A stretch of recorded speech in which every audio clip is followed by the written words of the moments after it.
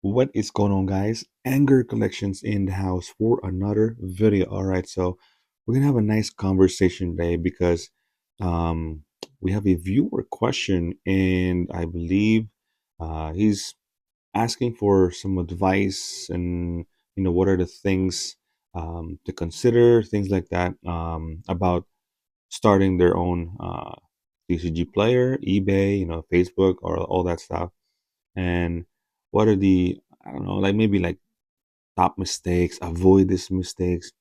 So I promise that I'm gonna make a video about it. But I think what I did was instead of like avoid these mistakes or like things to do, I compiled like at least five of them that I wish I knew before I started uh, going into this cardboard, life, selling DCG, buying, selling. So there's so much to consider, and this is not like particular order or um, TCG running TCG player for almost 3 years now, man.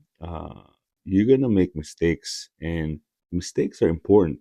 And it's a matter of like whether how you gonna deal with those mistakes. Are you just gonna like, oh yeah, I got hose, like returns, or I got scam and all. But it's really up to you, man. How you gonna handle it? But so these are the top well, five. I wish I knew stuff before I started uh, you know, all full time cardboard life. So the first one is definitely stay liquid. Um, I wish I knew this from the beginning, man, because like I thought, my collection is enough. I can just like keep, you know, buying and selling from the collection I sold. But like you have to have uh, enough capital. This in this business is very, very, very capital extensive because and you never know what opportunity the next day, the next week, especially there's a new set. Nowadays, a lot of people are selling their collection, so you have to stay liquid. It doesn't matter um, whether like 1,000, 2,000, 10,000. Um, you gotta have at least save up some money to buy collection, buy some stuff. If you see like a good deal, so that's for me one of the most important one. And like I said, I wish I knew this in the beginning because shit, I thought my collection was enough because I have a very, very large collection. So, and then the next one, definitely you're gonna give up playing and collecting, man. Not entirely, not entirely, but you're gonna give up a good portion of like you wanting to play and you wanting to collect because one, man, I don't know if you're gonna have time on like going into FNMs, going to like big tournaments, going to like big conventions, unless you're buying and selling, right? Um, yeah, I don't. There's no time, man. There's absolutely no time. And if you have extra time, most likely it's better to just like do more work. Yeah, because yeah, it takes a lot of time, bro. And then same thing with collecting. Like I don't think you can collect as far as like you buy a collection. Oh, I want to keep this, dual land, or I want to keep this mana grip. Foil mana grip is so awesome. It looks good. It's better for you to keep the ball rolling.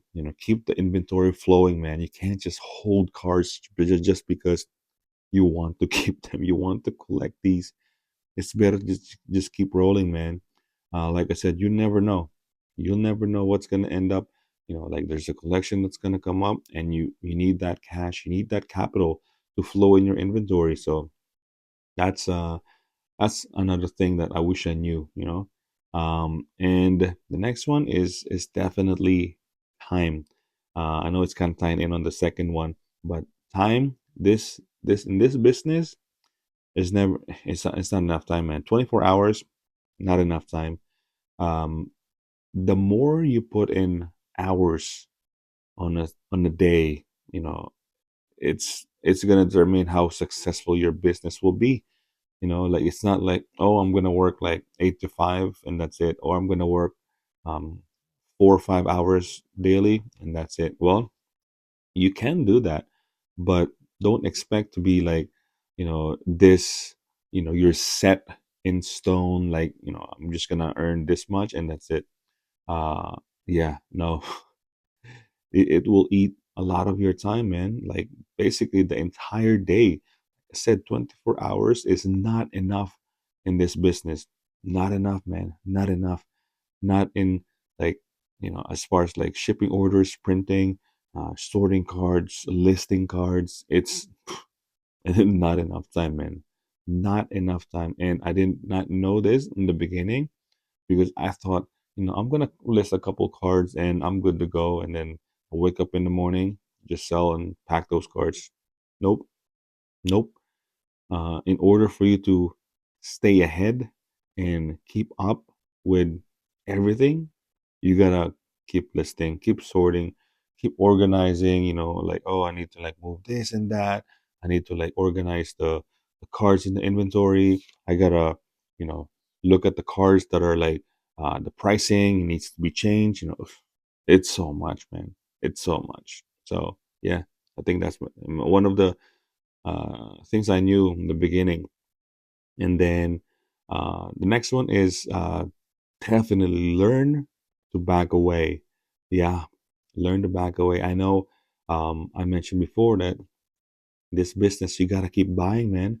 You got to keep buying. You got to keep inventory full. You got to keep your inventory like flowing, moving. So one thing is like you got to keep buying, right? Well, if you want to buy a collection, um, you got to consider that not every collection is good for you, because there's certain sellers that they're like really strict in their pricing. There's certain collection that's like, that's a lot of $5, $2. I mean, yeah, you can sell them, but it will take time. So is that even like worth it? And also, what are the cards in the collection? Do you have multiples of them already? So you gotta consider all of that. So it doesn't matter if it's like uh you want to fulfill your inventory, you have to learn to back away in certain collection. Not all. You got to learn how to back away, man, because one thing for sure is like that money could have been spent in like the next collection. What if there's another collection that comes up and that's gonna be like a big one? That is like the actual collection that you'll hit. Like um, you can't just like keep buying and buying and buying nonstop, whatever it is out there, because you got to consider the pricing, your price point on that collection, and how fast you're gonna move them. So you gotta consider all of that stuff. So I wish I knew this because in the beginning, man, I would just keep buying, bro. I would just keep buying whatever collections out there, and whatever how much the price, because I was thinking of like just filling up my inventory. I wasn't thinking of like um how fast am I gonna move these? What are the price point on every card? Price in the market, are there gonna be like a lot of reprinted cards, things like that. So you gotta really, really learn how to back away. And then the last thing, as far as like I wish I knew, is definitely keep up with the market. I know it's gonna be hard because not only like you're busy in like all sorting and shipping cards and like buying, you gotta keep up with the market. At least YouTube videos, Reddit, and like other websites. You'll see certain cards, certain common cards, that pops off. You know, um, Magic, Wotc announcing certain like band cards. You gotta keep up, or sometimes there's like a tournament, CDH or modern. You gotta keep up. You gotta at least listen to the news, listening what's in the social media, YouTube, what everyone's just like talking about. Sometimes you can watch some of the videos that's talking about like cards that are like going up on certain week. But you know, keeping up with the market will basically improve how you look at cards when you sort cards, when you buy a collection. Um, there's certain cards that already moved, and you didn't know.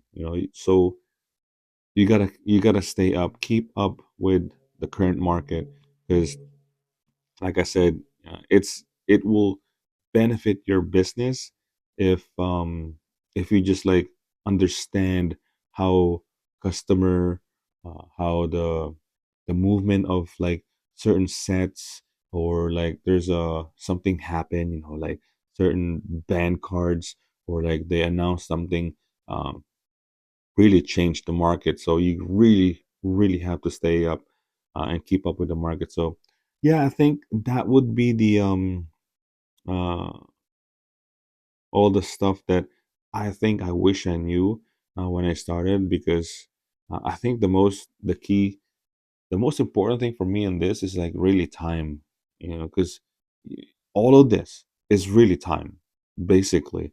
It eats up a lot of your time, and you kind of I kind of underestimate the time you have to put in this, running this business, man. But yeah, so I hope I kind of gave like a somewhat of advice in like when you if you want to start your own part-time, full-time, doesn't matter. But I think this is probably I would advise to consider, like, well, not saying, not financial advice, all that stuff, but I think these are the stuff that I would consider before jumping in and selling full time, part time, TCG player, eBay, Facebook, or all that stuff. So yeah, that's gonna be it. I hope you guys enjoyed this video, and if you did, please consider liking and subscribing. Hit that bell notification so you don't miss any video. And with that, anger out, boys. Peace.